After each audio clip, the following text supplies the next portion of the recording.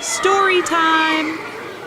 Hello, my precious little story-absorbing little boys and girls. I'm Mr. Spinner. Do you want to hear a story? Yes! Okay, boys and girls, this story is based on a movie. Today's story is about a big city fellow that travels through a small town and causes damage in the town and is made to stay and fix it before he's allowed to leave. Oh man, I love stories based on movies, and I love the movie Cars. Pixar movies are the best. Mr. Spinner is always giving us life lessons. I can't wait until he tells us this one. Tell us about Cars, Mr. Spinner. Tell us. Tell us. It's not about Cars or any other Pixar movie.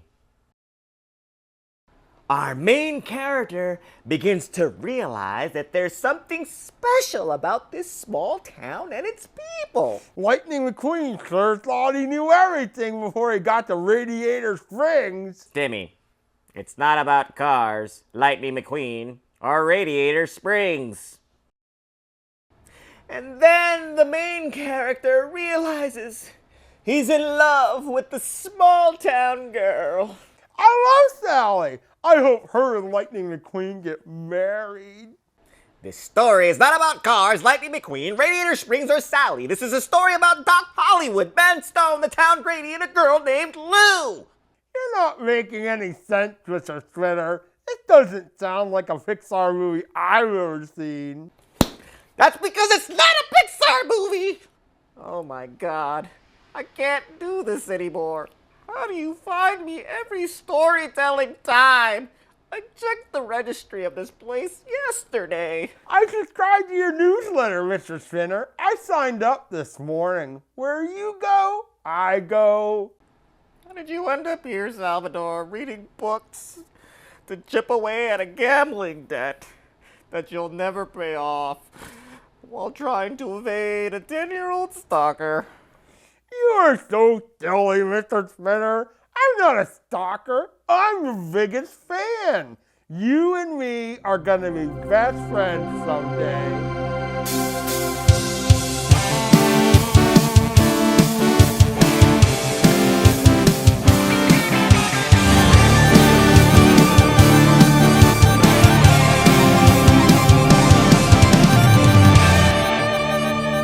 It's another episode of And Now Our Feature Presentation. I'm Josh Sanchez. Nice pig. And I'm Carey Williams. You call me a pig? I'm calling you a chicken. A young doctor driving across country for his dream job wrecks into a judge's fence and is made to pay the debt off by working at the small town hospital.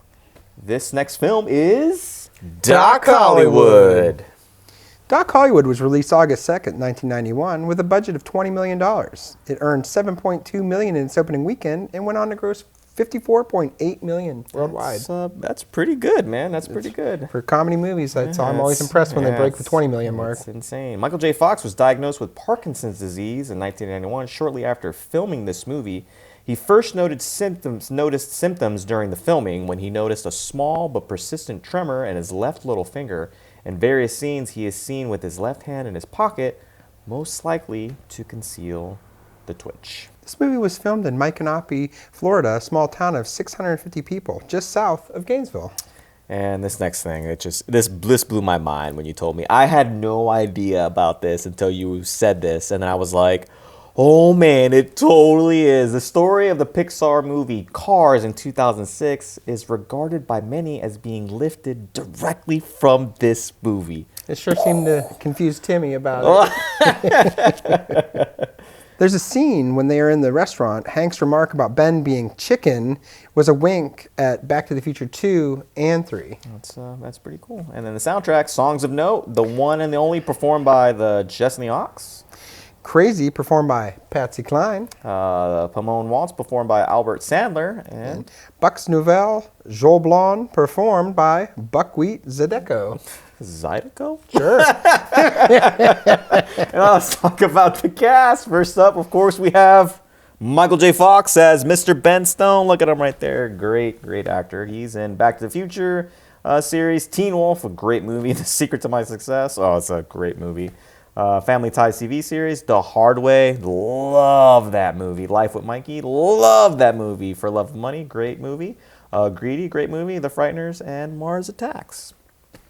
You have Julie Warner, who plays Lou. She's also in Flatliners, Mr. Saturday Night, and Tommy Boy. And she was also in an episode of Star Trek The Next Generation. Yep.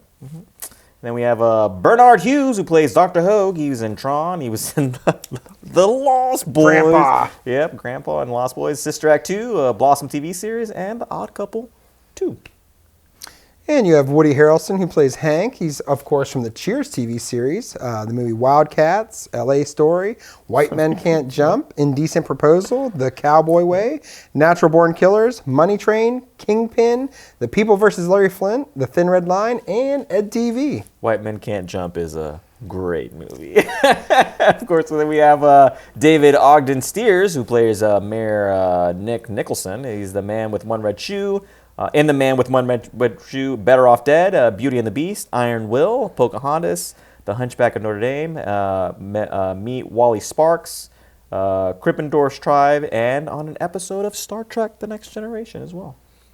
You have Bridget Fonda, who plays Nancy Lee. She's from The Godfather Part 3, Drop Dead Fred, Single White Female, Army of Darkness, Point of No Return, It Could Happen to You, The Road to Wellville, Jackie Brown, A Simple Plan, and Lake Placid. Love The Point of No Return. It's one of my favorite movies. And we have Mel Winkler, who plays Melvin. He's in Convicts, Mona Must Die, Devil in a Blue Dress, and City Hall. You have Frances Sternhagen, who plays Lillian. She's from Outland, Bright Lights, Big City, Sibling Rivalry, Misery, and Raising Cain. And then up next we have George Hamilton, who plays Dr. Halberstrom, pictured here. A Dynasty TV series, The Godfather Part 3, Once Upon a Crime, Meet Wally Sparks, 8 heads in a duffel bag. What is that haircut? I don't know, but he's very It's not good. You have Helen Martin, who plays Maddie. She's from Deal of the Century, Repo Man, House Party 2, Beverly Hills Cop 3, and Kiss the Girls. And then up next we have Roberts Blossom, who plays Judge Evans here. He's in Christine, Vision Quest, Always Home Alone, and The Quick and the Dead. Oh, that's right. He's the scary guy with the snow shovel. With the snow shovel. Yeah, that's him right there. He mummifies people in the salt can. You have Edie Bird, Edie Bird. Is it Ede? I think it's, I don't know, maybe Edie Bird, maybe. You have Edie Bird, who's Nurse Packer. She's from Moscow on the Hudson. Hell Comes to Frogtown. That's a wild movie I still need to watch. The Bonfire of the Vanities and Addams Family Values. All right, excellent cast. Thank you all for watching that. And next up we have The Prescott. Oh, man. Pretty simple cover. It's got a little play on the little medical symbol there. Yep. There's not a ton to this one. We have a little opening announcement story. Very nice. We have a list of the cast and crew. There is some production information. Very nice. We have a still of Ben Stone picking the flowers that he's not allowed to pick. You're not supposed to pick these. We have a nice still of Julie Warner here. There's the shot when they're falling in love, getting ready to kiss. This is scene of the crime here. We have the crushed fence with everybody standing around. Is that a 57? 57 or 56? We have some interaction between Ben Stone and Nurse Packer. She's a no-nonsense kind of lady. Oh, man. Got to take your animal out of here. This is a hospital. This is Dr. Hogue after he's bedridden from his heart incident. Razz me all you want. I did save your life. Here's Hank interacting with Ben Stone. He's reaching out his hand and getting denied the handshake. Hank's he's not the friendliest fellow to Ben Stone, but that's why I like his character. He's an insurance salesman. And you have Nancy Lee with Hank. And then you have a little four square here with some of the major players from the town, Dr. Hogue, Hank, Mayor Nicholson, and Nancy Lee. Very nice. All right. Very, very nice. All right, let's talk about some of the scenes that stuck out to us. Now, before we get into this scene, the movie, of course, starts out with him at a hospital. And he's been accepted. Well, he's going to go to his apparent dream job. So he's like, he's put in his notice. And he's trying to he's trying to have like a little get together, but nobody cares. He doesn't seem very well liked. He doesn't seem well liked at all. He's like in the locker room, and some of the guys are like, "All right, okay, yeah, it's good night." He's like, they're like, "Nah, we're good. We're not gonna go out for drinks." Nobody wants to see him off. Nobody wants to see him off. And then, of course, he leaves. He's driving across the country. He's just kind of trucking along, and he comes across a couple ladies walking some cows right in the middle of the road, and he's got to swerve that car and just plows, not through a segment, but like right down the side of it, taking out multiple segments of the fence. Because he like drives through a good portion of the woods and then hits the fence. At no point braking, apparently. At no point braking. And like this is something that is just in our research finding that this is what the second of 3 movies in which Michael where he plows through a fence. He plows through it's just crazy. And this is Ben Stone hits the judge's fence, of course, after running off the road. And in Back to the Future in 1985, Marty hits Old Man Peabody's fence. And then in The Frighteners in 1996, Frank Bannister hits Dr. Linsky's fence after running off the wet road. This is just like what? Like I don't know. Guy doesn't like fences. Doesn't like fences. All right. And my favorite part about the scene post crash is the lack of reaction from both the police officer and the old man that is, the owner of the fence, basically. And he's enraged. Like Michael J. Fox he's upset. He's like, it's an accident. Why are the women in the road with a cow? And just in the middle of him ranting, the cop's like, is that a 56 or a 57 Speedster? And Ben breaks, and he's like, it's 56. And then the old man finally speaks. He goes, took me 3 weeks to build that fence. And the cop just keeps asking details about the car. Like, he's not asking if, he's okay. Neither one of them are asking if he's okay. They're just basically like doing their own separate conversations, basically. And Ben's like, don't worry, insurance will pay for everything. And the old man's like, won't be the same. and Ben's like, my name's Ben Stone. I'll give you the address to my clinic. And the cop goes, did he say he's been stoned? and then finally, in the middle of all this, the two mechanics, which you don't know that yet, but from rewatching the movie, of course, they are. Melvin shows up with the other mechanic, and he's like, he says he's from L.A. and then the cop chimes in again. What's in the trunk? Pot? And then the old man goes, he's still just on about this again. On about the fence. Probably the finest fence I ever put up. and Melvin starts looking around at the car. Is this the new Mazda? And he opens the trunk and he's like, where's the dang engine? And Ben's like, get away from the car. You're not touching this car. And you don't even know where the engine is. And Melvin looks over and goes, gotcha. That's so good. And Ben just keeps ranting. They just keep gawking at him. He's like, what are you going to do? Lock me up? They go from gawking at him to him all of a sudden in court, and the old man is the judge presiding over the court. I love how this is filmed and just the sheer chaos but organization of this. Because they're sitting there, he crashes the fence, and they're all in their own little world. Oh, yeah. Every single one. Not one of them's concerned about what he's got going on. None of them care about him at all. And he's like, all right, so what's going to happen? And he's the judge. I love that. I remember watching this again for the show, and I'm like almost in tears laughing. It's great. It's so good. It's so good. And he ends up, getting, sentenced to help out Community at the local hospital. Yeah. And he goes there, and Nurse Packard sets him up to, basically he has to sleep on one of the hospital tables. Yeah. And the next thing, after he falls asleep, the next thing you know, he wakes up, and there's a dude standing over him, like right in his face, wearing a squash costume. So you're like, what is this? And he's like, oh, good, you're awake. And he's like, welcome to Grady. I'm Mayor Nicholson. And, Ben's really confused. And he's like, I was at rehearsal and I left right away. I hightailed it over here like an 8-legged dog, and just to see if I could. I think he said if I can make you more comfortable. Well, yep. And he's like, shoot, we can do better than this. And the next thing you know, they're riding in Mayor Nicholson's vehicle through the woods, and he takes them to like a little log cabin. Right. And on the way there, he's like basically trying to talk about the finer points of the town, and he's like, we got 2 gas stations. And he's like, we got cable TV.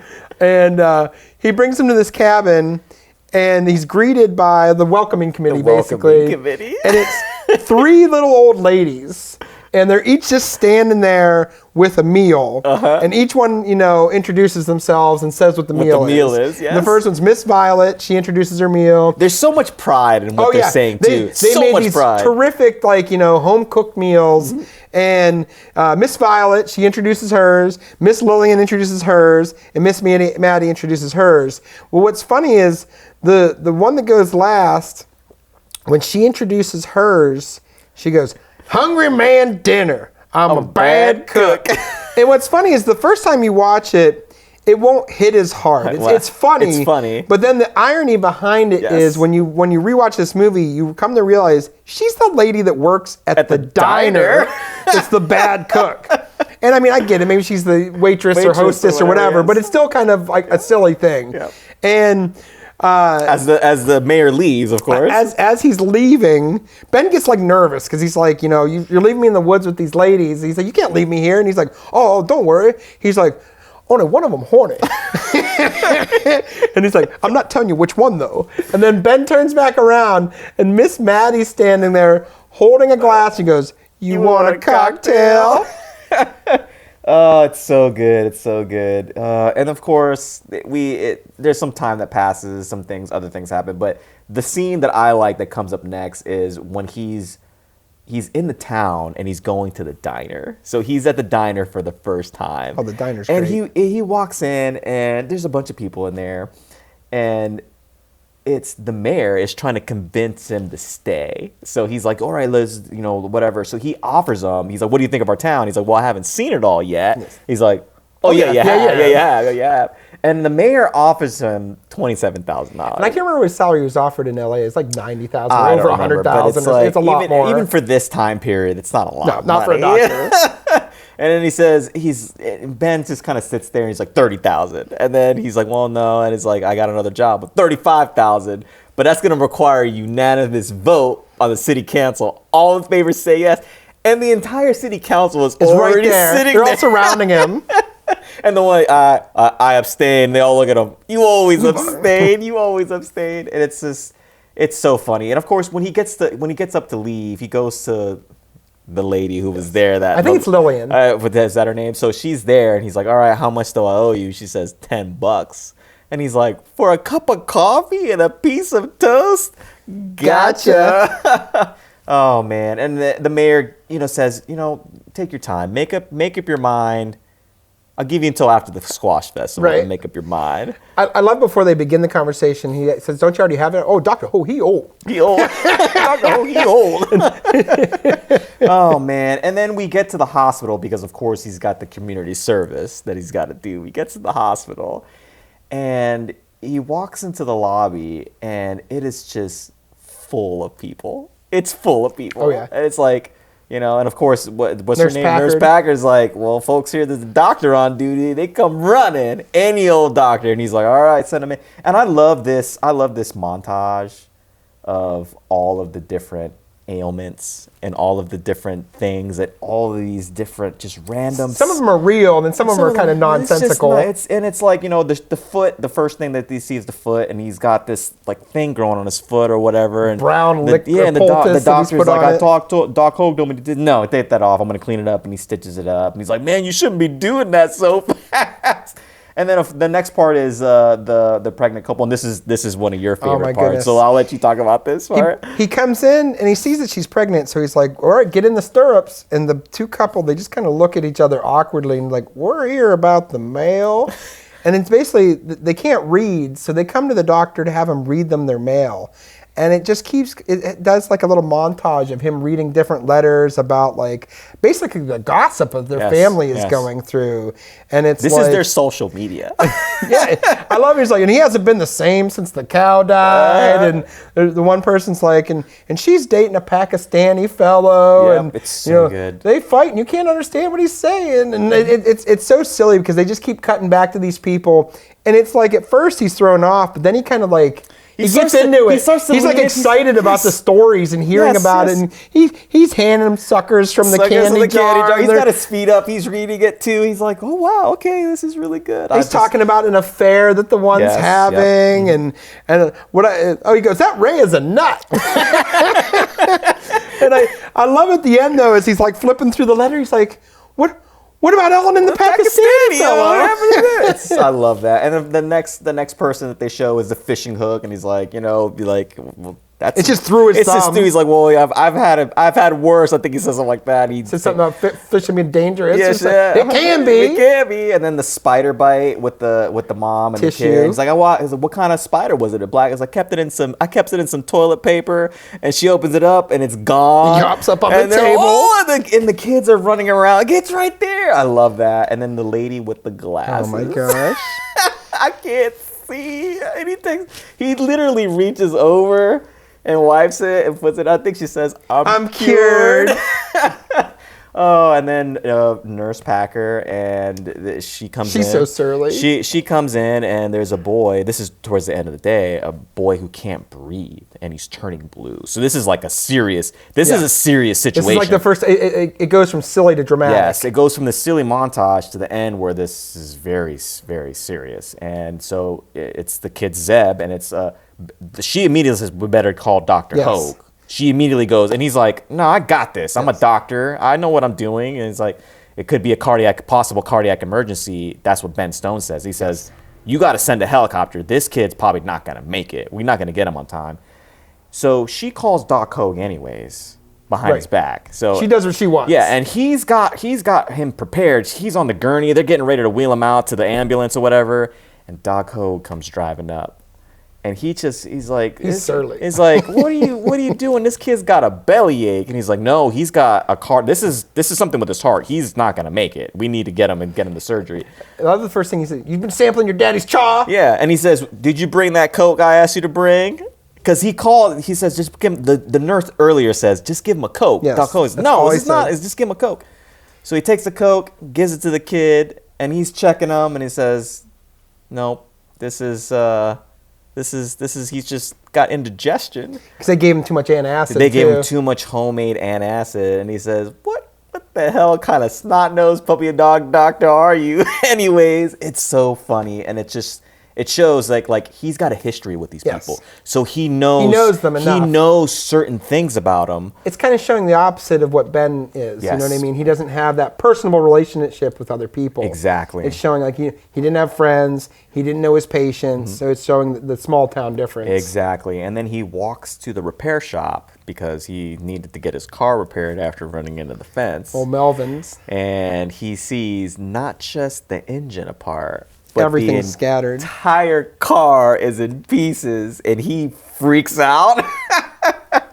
And the next day, he's back at the hospital, and the nurse. And this is one of the running gags too. Is every time he walks in, he walks past a certain part of that lobby, and the nurse just instantly clocks him in. Yes, just clocks him in, and then he walks back and she clocks him out. There's like a line of demarcation. She is great. And there's a little back and forth there. He's like, "You gonna do that?" He's like, "Well, you're something like if you're on the clock, yeah, whatever." And she clocks him in, but then she says, "You got a visitor," and he goes out, and it is the guy whose foot that he fixed earlier in the montage, and he's extremely grateful, and he's like, "Look, I don't want to be in any man's debt. You did me a solid. I don't have any money for you. I need to give you my pig." And for making me feel better. And he's like, I'm like, no, the hospital pays me. Like, you don't have to. He's like, no, I don't feel right. Take this pig.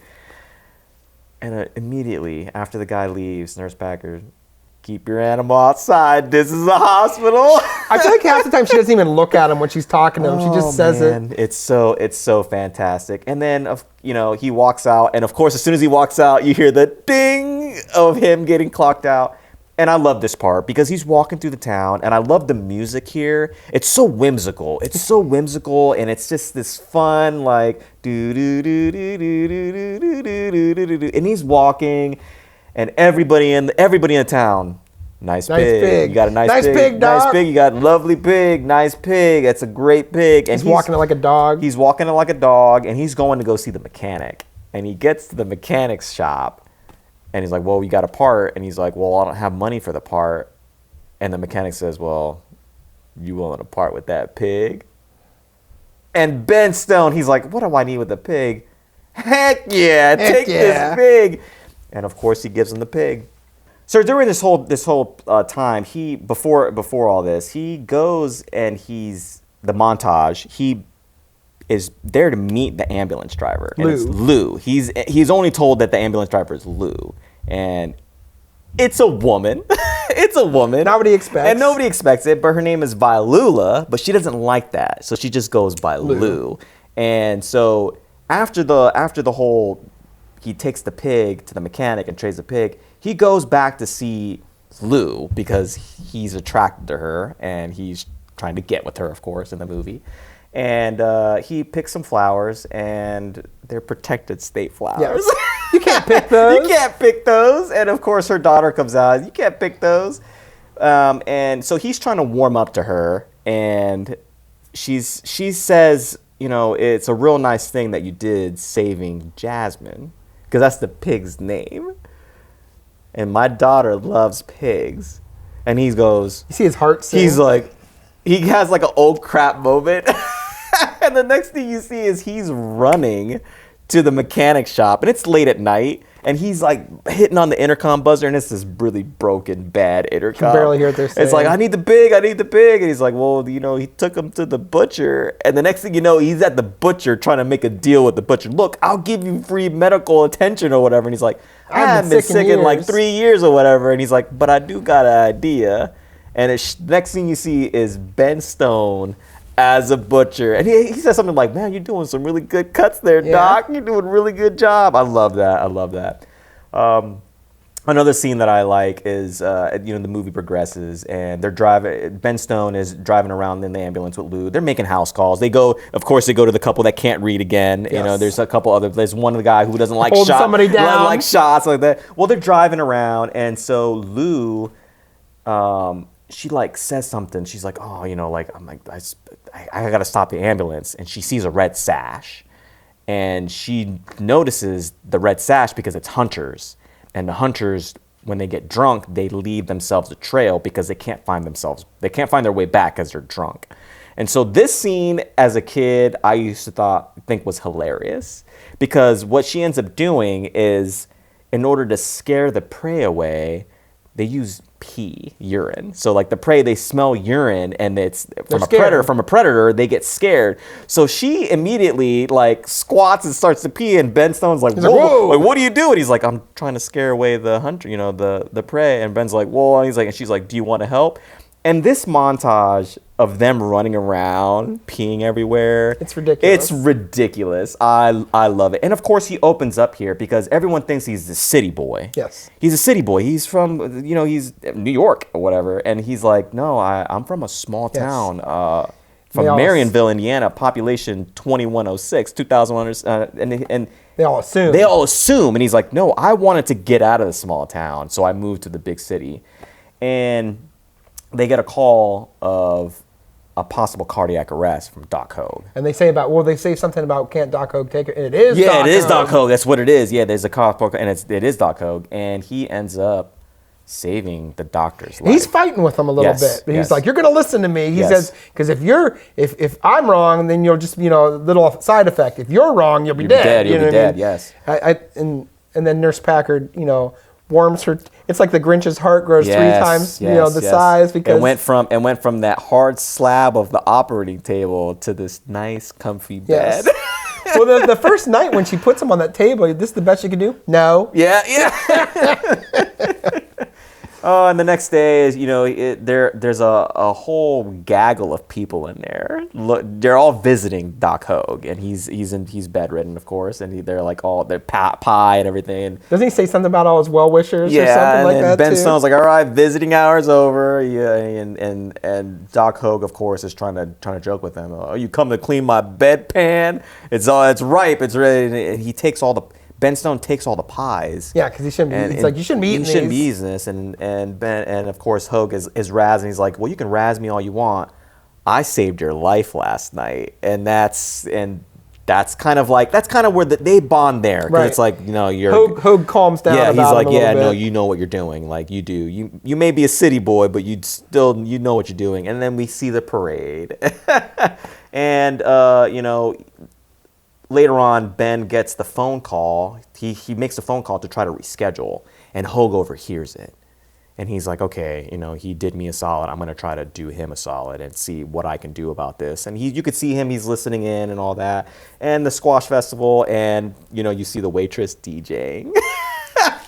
And everyone's dancing. And then, of course, Melvin is like, hey, man, I fixed your car. He's in a bumblebee costume. He's like, hey, Melvin comes in, hey, man, I fixed your car. And he's like, oh, thanks. He goes to shake his hand. And Melvin just hands him a box. And he's like, oh, man, I can't believe you. Thanks, man. He's like, there's always extra parts. And when I put them back together, I don't know why. Oh, man. And then, of course, the ending of this movie. There's a lot in between. A lot of different scenes in between, but this ending, it always gets me. This part here always gets me.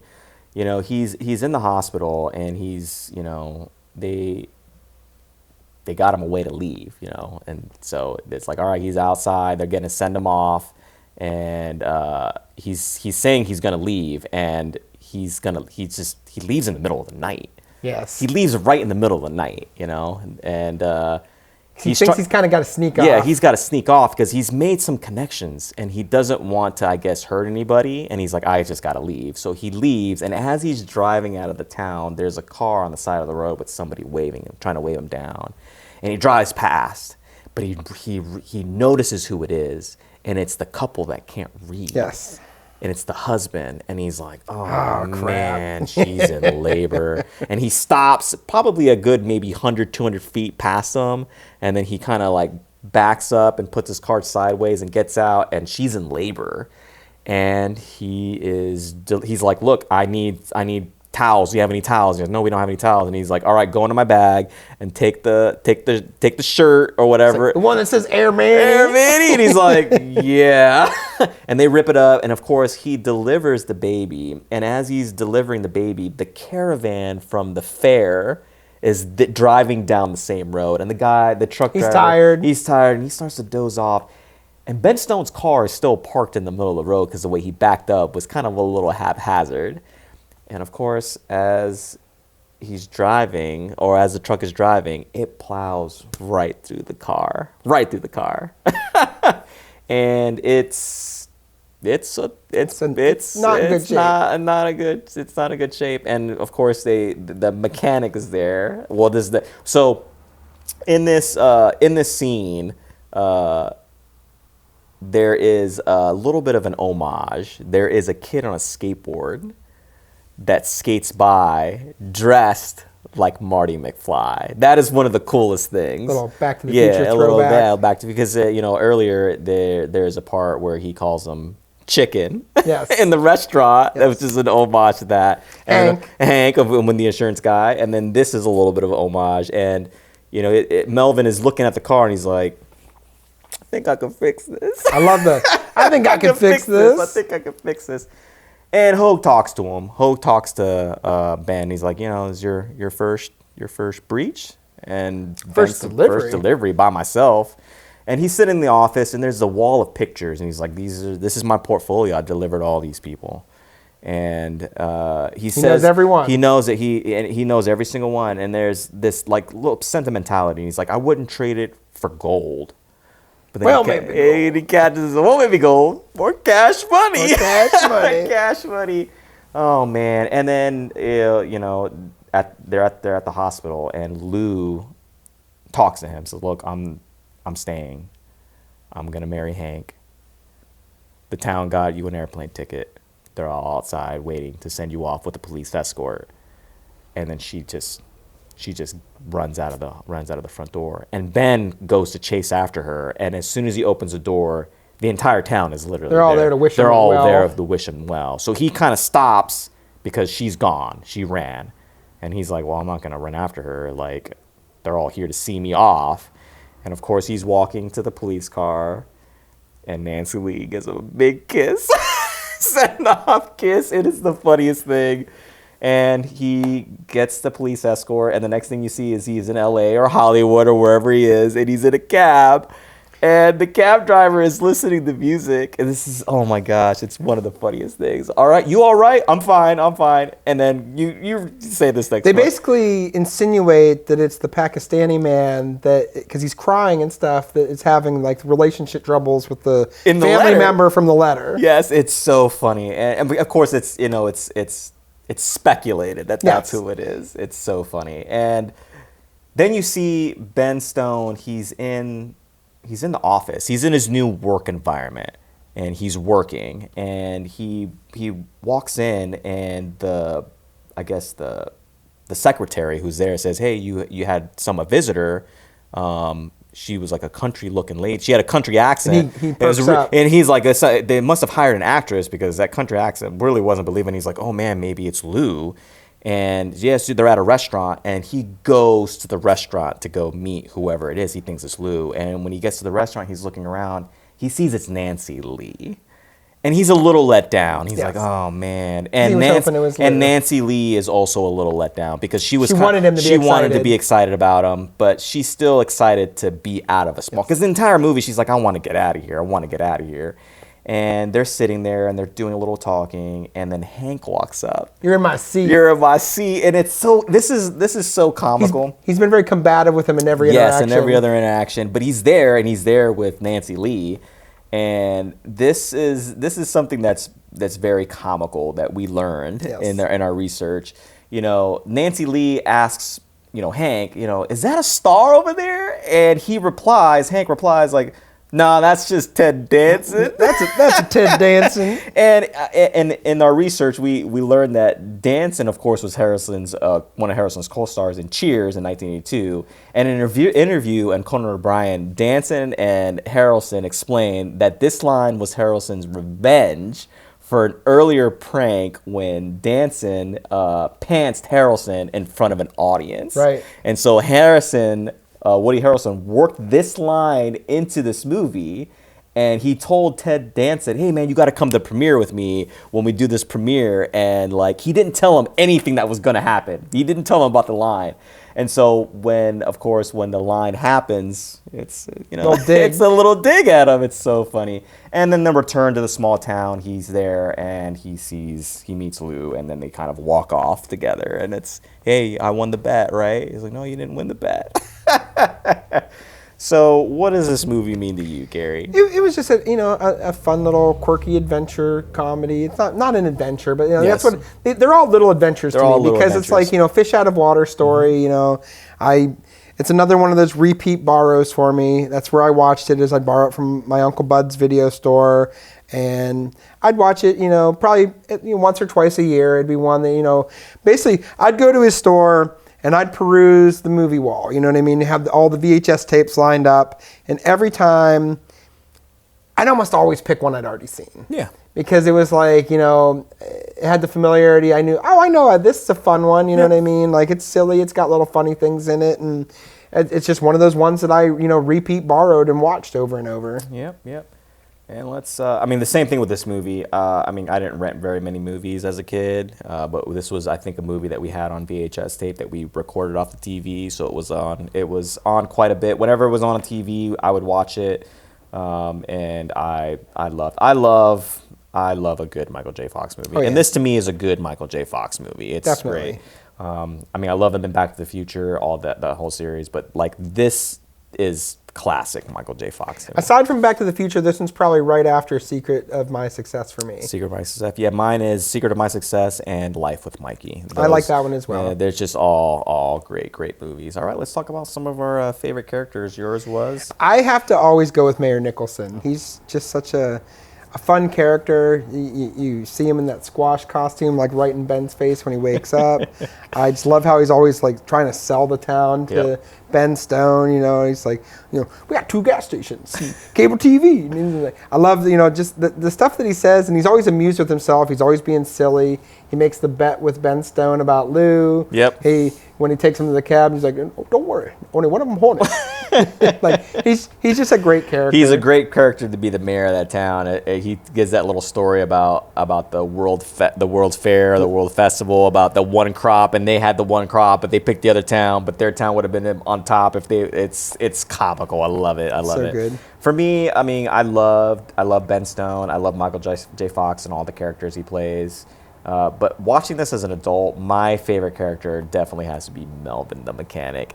There's so many lines. The gotcha at the beginning. This is the new model Mazda. Gotcha. And then when he's getting his car fixed and he's looking on the computer, he's like, well, there's this part over here in like Washington or whatever, and I can maybe hold the guy off for 24 hours and but you got to come up with the money. We take credit? No, cash only. I only take cash. And it's like the whole interaction, and then when he finally fixes Ben Stone's car, and he's like, I got to fix your car, and he hands in the box. I always got extra parts. And the bee costume and him doing the little dance, and he's like, it's fantastic. I love great side characters all over. Great side characters. And your favorite actor was? I really learned to appreciate Woody Harrelson. Yes. Because like when you're a kid, a lot of times when there's somebody that's kind of like an antagonist, you don't like them. Yes. But I've come to appreciate like his dialogue's ridiculous. It's like doesn't shake Ben's hand when he tries to shake his hand.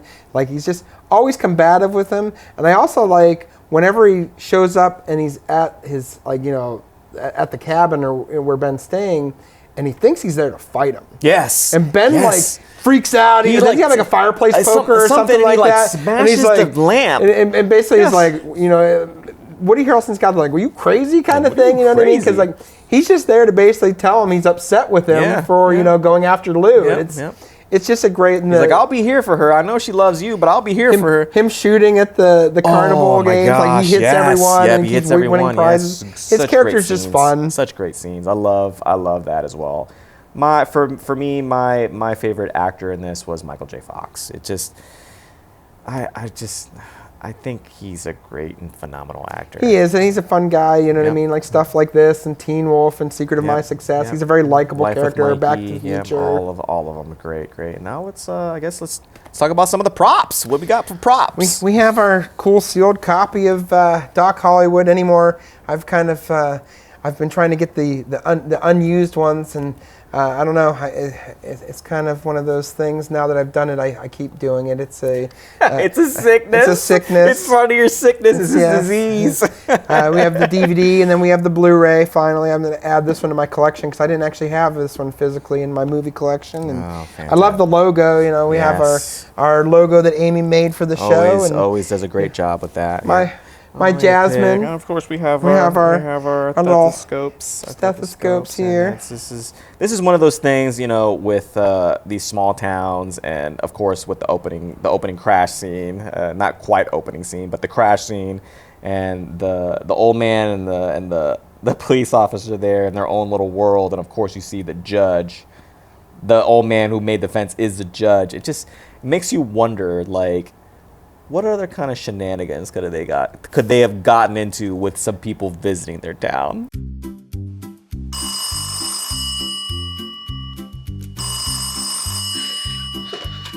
Greedy auto repair.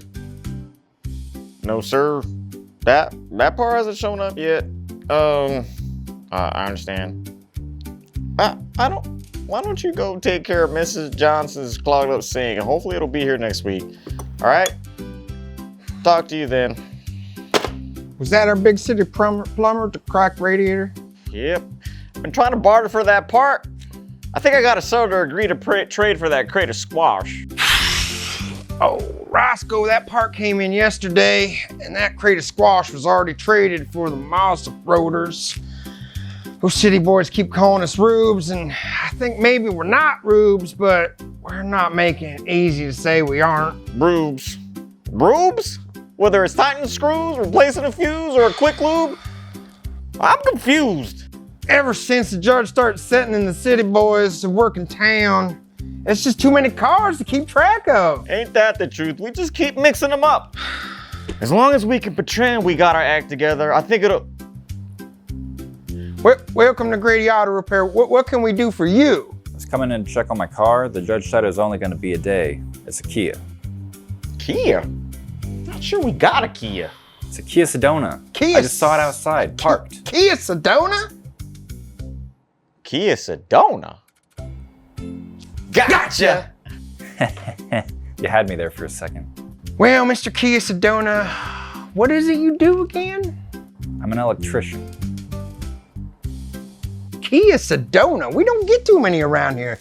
Have you finished wiring the courthouse yet?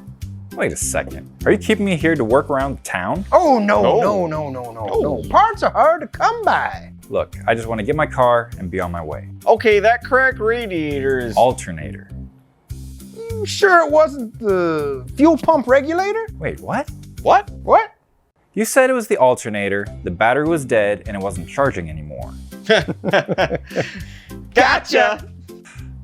You know, this whole sentencing to do work around town is really unorthodox, and I didn't even think something like this was legal. Yeah, well, some city boy lawyer drove his car into the mayor's house, drafted some paperwork that says that it is apparently. Incredible.